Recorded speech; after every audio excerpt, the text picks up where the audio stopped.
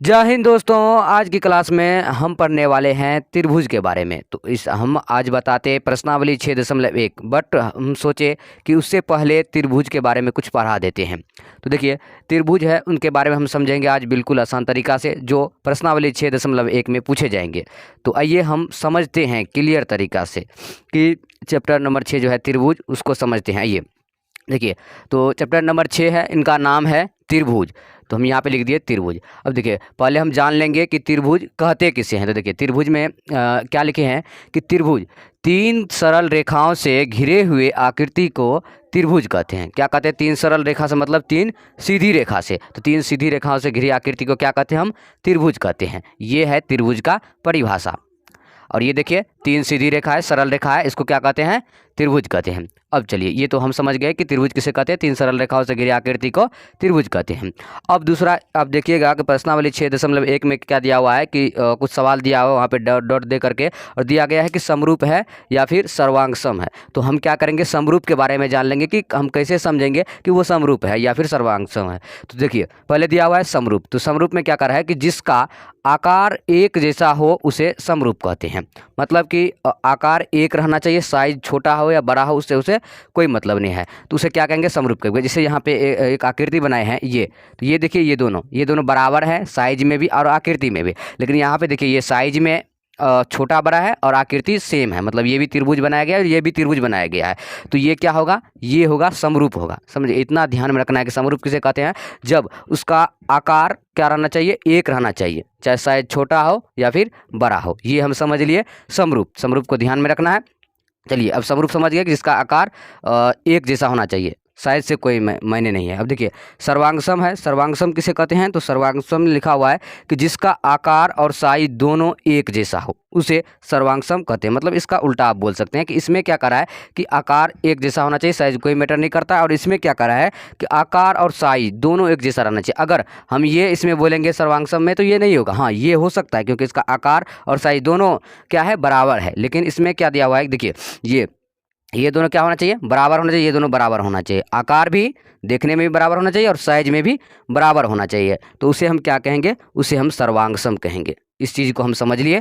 अब देखिए, एक बार फिर से समझ लेते हैं कि समरूप किसे कहते हैं। समरूप में कहा जा रहा है कि इसका आकार एक रहना चाहिए, साइज छोटा हो या बड़ा हो उससे कोई मतलब नहीं है। और सर्वांगसम में क्या कर रहा है कि जिसका आकार और साइज दोनों बराबर रहना चाहिए इसमें, तभी ये इसको हम क्या कहेंगे? सर्वांगसम कहेंगे। तो इन तीनों चीज़ों को हम समझ लिए।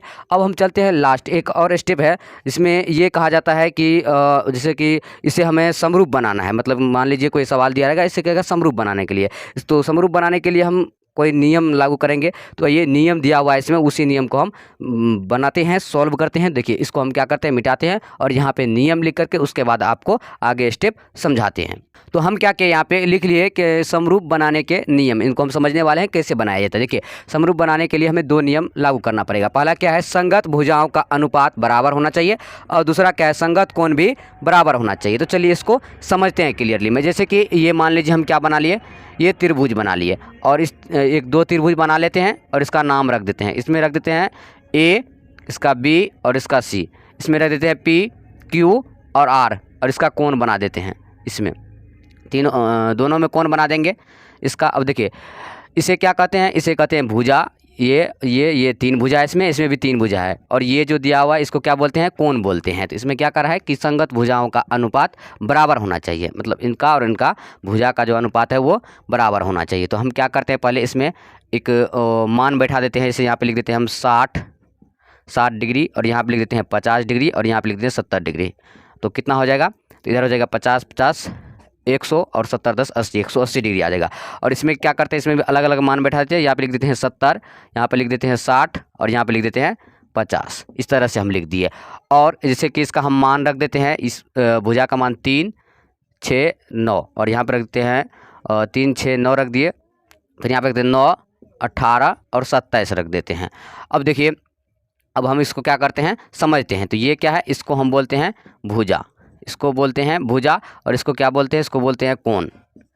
तो इसमें क्या कह रहा है कि संगत भुजाओं का अनुपात बराबर होना चाहिए। इसका और इसका अनुपात क्या होना चाहिए? बराबर होना चाहिए, भुजा का अनुपात। तो भुजा में इसमें क्या दिया? भुजा ए और बी, यानी ये भुजा और ये भुजा पी क्यू, ये दोनों बराबर होना चाहिए।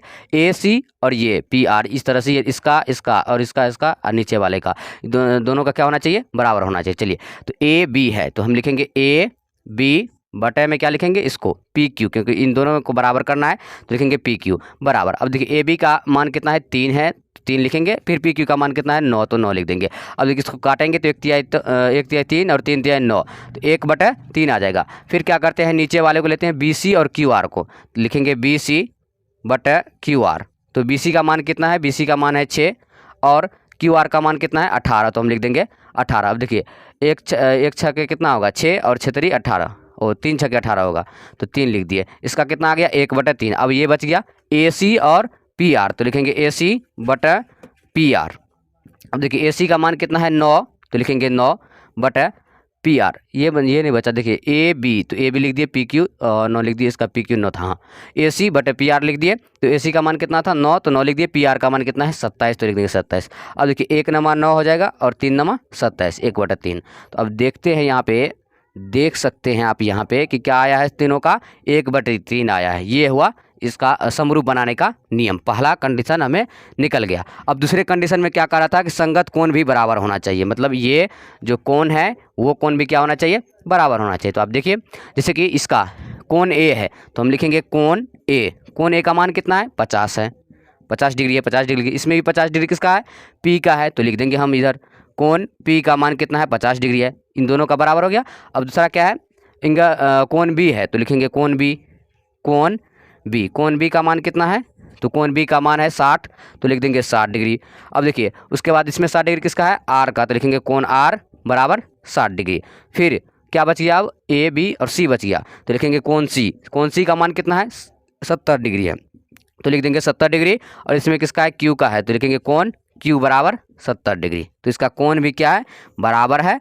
और क्या कर रहा था? संगत भुजाओं का अनुपात, भुजाओं का अनुपात भी बराबर है। अनुपात मतलब बटे होता है, तो इसको हम बटे में लिख दिए, और ये दोनों क्या है? बराबर है। यही है इसका नियम, समरूप बनाने का नियम। तो ये जो है जितने भी बताए हैं अभी, कि आप लोगों को समझ में आ गया होगा। और आज के लिए बस इतना ही। अब अगले दिन अगले क्लास के साथ मिलेंगे, तब तक के लिए जय हिंद, वंदे मातरम।